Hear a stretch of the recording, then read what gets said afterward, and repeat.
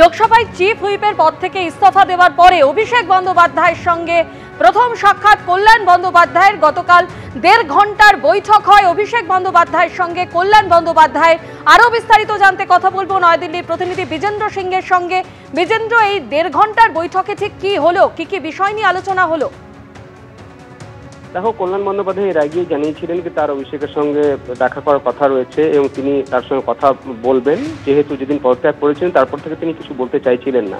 দুদিন তিনি পার্লামেন্টেও আসছেন না এবং সংসদীয় দলের বৈঠকেও যাচ্ছেন না। গতকাল অভিষেক বন্দ্যোপাধ্যায় জানিয়েছিলেন কি কল্যাণ বন্দ্যোপাধ্যায়ের কিছু কোর্টের প্রোগ্রাম রয়েছে, তাই তিনি আসতে পারছেন না। তিনি সেটা তাকে জানিয়েছেন, যেহেতু এখন লোকসভার দলনেতা রয়েছেন অভিষেক বন্দ্যোপাধ্যায়। গতকাল সন্ধ্যেবেলা 5:30টার সময় তিনি গেছিলেন দেখা করতে অভিষেক বন্দ্যোপাধ্যায়ের বাসভবনে, সেখানে দিল্লিতে। 1.5 ঘন্টা তাদের কথা হয়। কল্যাণ বন্দ্যোপাধ্যায় নিজেই জানিয়েছেন যে খুব ভালো আলোচনা হয়েছে এবং খুব সম্মান দিয়ে অভিষেক তার সঙ্গে কথা বলেছেন এবং সব ইস্যু নিয়ে তিনি আলোচনা করেছেন। আর একটা সদর্থক আলোচনা হয়েছে, এটাও কল্যাণ বন্দ্যোপাধ্যায় বলছেন। তো যে একটা ক্ষোভ বা যে একটা অভিমান হয়েছিল কল্যাণ বন্দ্যোপাধ্যায়, সেটা তো অনেকটা সীমিত হয়েছে মনে করা হচ্ছে। কেন কি খুব সন্তুষ্ট কল্যাণ বন্দ্যোপাধ্যায়। তিনি বলছেন যে সদর্থক আলোচনা হয়েছে, তিনি সন্তুষ্ট এবং অনেক সম্মান দিয়ে অভিষেক বন্দ্যোপাধ্যায় গতকাল তার সঙ্গে মিটিং করেছেন, যা তার বক্তব্য ছিল সেসব শুনেছেন এবং সেটাতে সন্তুষ্ট কল্যাণ বন্দ্যোপাধ্যায়। কিন্তু তারপরেও তিনি পার্লামেন্টে যাচ্ছেন না কেন, এই প্রশ্ন তাকে করা হয়। কেন কি যে সক্রিয়তা তাকে দেখতাম আমরা সকাল থেকে বিকেল অবধি তিনি পার্লামেন্টে থাকতেন, তিনি আজকে আবার জানিয়েছেন যে যেহেতু কোর্টের মামলাগুলো রয়েছে এটা আর আবার করে বলার নেই এবং সেই জন্যই তিনি সংসদে যাচ্ছেন না এবং সেটা তিনি দলকে জানিয়েছেন।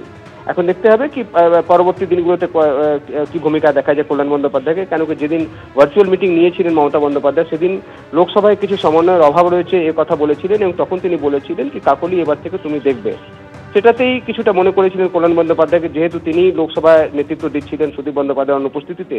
তার দিকে বা তার যে ফাংশনিংয়ের উপর কিছু একটা প্রশ্ন উঠেছিল, তিনি নিজে থেকে পদত্যাগ ঘোষণা করেছিলেন সেই মিটিং এর পরে চিঠিও পাঠিয়ে দিয়েছিলেন মমতা বন্দ্যোপাধ্যায়কে তিনি আর চিফ হুইপ পদে থাকবেন না।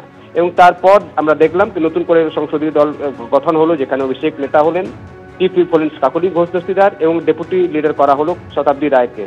তারপর থেকে তিনি সংসদেও আসছিলেন না। তিনি এবিপি আনন্দকেও জানিয়েছিলেন কি তিনি ভালোভাবেই কাজ করছিলেন, কিন্তু যারা এখন নতুন অ্যাপয়েন্ট হয়েছেন তাদেরকে তিনি শুভেচ্ছা দিচ্ছেন এবং তিনি এটা বলেছিলেন তিনি যে ইনকম্পিটেন্ট ছিলেন, এরা ভালো কাজ করে সেটা দেখিয়ে দেবেন। কাকলি ঘোষ দস্তিদার এবং শতাব্দী রায়ের উদ্দেশ্যে এই কথা তিনি বলেছিলেন। কিন্তু তার যে ক্ষোভগুলো ছিল সেটা এখন মনে করা হচ্ছে যেটা তিনি আজকে বলেছেন, অনেকটাই তিনি সন্তুষ্ট অভিষেক বন্দ্যোপাধ্যায়ের সঙ্গে সদর্থক মিটিং এবং সম্মান পাওয়ার পর। ধন্যবাদ। আপনাদের শোনাবো কল্যাণ বন্দ্যোপাধ্যায় কি বলছেন।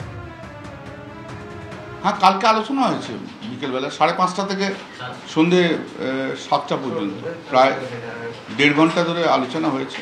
সব ব্যাপারেই আলোচনা হয়েছে, ভালো আলোচনা হয়েছে, এক্সেলেন্ট ডিসকাশন। খুবই রেসপেক্ট দিয়ে কথা বলেছে, খুব ভালো আলোচনা হয়েছে এবং খুব ভালো আলোচনা, সব কিছুই আলোচনা হয়েছে, সব প্রসঙ্গ আলোচনা হয়েছে।